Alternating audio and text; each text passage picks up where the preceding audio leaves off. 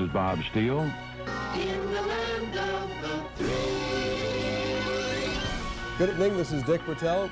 Gail King, Eyewitness News. Good evening, I'm Denise DeSenza. I'm Dennis House. Thanks for joining us. This was the scene in 1968 when Hartford police were patrolling the streets of the city. That is a Plymouth Fury. It was a popular police car for many decades, and this is the North End near the now defunct Bellevue Square apartment complex. It was, we shot this for a special we did right after the riots following the assassination of Dr. Martin Luther King. Police, of course, have a long history of protecting and serving the city, and for the past several years, the face of Hartford Police has been on the air. He's our next guest. Please welcome Deputy Chief Brian Foley. Good morning. Chief Foley, good to see you here in the program. Nice to see you. So finally retiring. When you see that old video, Yeah. which was really kind of film, what goes through your mind? Because I know that as a kid you wanted to become a cop. My father had was a cop, and so was his father. So I obviously recognize those cars. But when I first see those, obviously I want to make jokes about some of my friends that are still in the police department. That is probably their rookie. That was them driving the car back then. But no, what a great tradition to be involved in the Hartford Police Department, and so fortunate and honored, and to have the privilege to serve the city and represent it in the role that I have. Just a great honor and privilege. And I am nothing but thankful to everyone that lives and works in the city, like yourself, and does great things. How has policing changed since your first day as a rookie officer?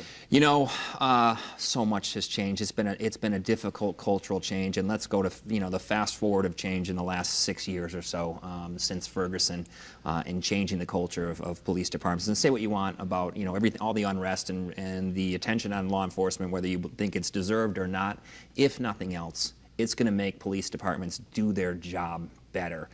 Being involved in the communications through all that, we got to watch in Hartford other cities and towns around the country stumble on communication decisions, around police shootings and how they communicate. We were able to forge our plan based on the mistakes they made. We were able to forge our relationships in the communities, and that was the most important thing. When something bad happens in your city, that's not the time to start making good relationships in the community and starting to do your media outreach.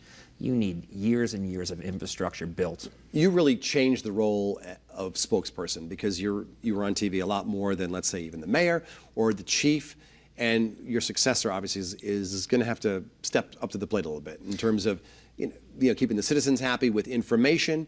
Why was it important to get out there? Early on, and former Chief Ravella and I would talk about this, and we strongly believe that the police department's relationship with the community is directly reflected by their relationship with the media. And our police department had such a horrible relationship with the media, as much as a decade ago, and as I started to move into the position. I couldn't wait to change it, just solely so everyone in our community could see all the good stuff that we do, and that relationship's reflected. Our relationship with media is reflected in our community. Absolutely. This has been a deeply personal job for you, and sometimes it's very difficult. Yep. Just last week, Officer Jill Kiddick was slashed in the neck. She remains in the hospital right now, and I know that talking to reporters that day was extremely difficult for you. How did you get through it? It has nothing to do with me. I've been through a few tough situations. But she's your comrade. She's your sister in blue. Very strong woman. Nothing to do with me, but it was, it really built faith in what everyone doing their jobs, from the police officers to the EMTs, the doctors, everybody, and then those maintenance workers and the staff over at the apartments really built faith in humanity, and that made it so much easier concentrating on that. How was she doing today? She's strong, and she has so many friends and family around her, and her recovery is really progressing in a positive direction. We hope to, it's way too early to guess whether she'll be back as a police officer or not, but I can tell you there's 400 cops over on High Street in Hartford that hope she does come back, and I believe the city is rallying around her as well, as those were very significant injuries, and I've seen a lot.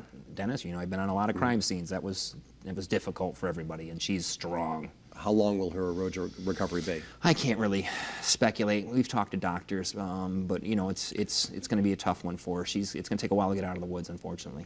How has social media changed the way that officers have to behave and serve the city? As you know, when an officer shows up at a scene now, there could be 10 people rolling video on him or her. And you know, we lived through that. As you know, the last 5 or 6 years has been such a change. You know, social media plays an important role, and as police departments, we've tried to grasp that. But you know, our officers now know. You know, body cameras was the big thing. It's starting to almost not matter because everyone's on camera darn near all the time now, so it doesn't matter. But social media, as a police department, we're very careful never to put anyone's mugshot up on social media. And you watch like cities that have had trouble. Look at Baltimore. Go to their Twitter account. They have mugshots of people they arrest up there. Those are trophy shots. You're building fractures with the community. Every time you do that, we're very careful about our social media. When someone comes out of prison and they come back into society, we don't want their next employer Googling our mugshot of that person on our website or on our social media. So there's so many things to think about. That's just one small aspect. You know, as you know, some of the younger people in the city have this distrust of police. Yep. How can the the new chief, perhaps change that perception in the city? You know, we had a police test, and it's a good job, and it pays well. The benefits are amazing.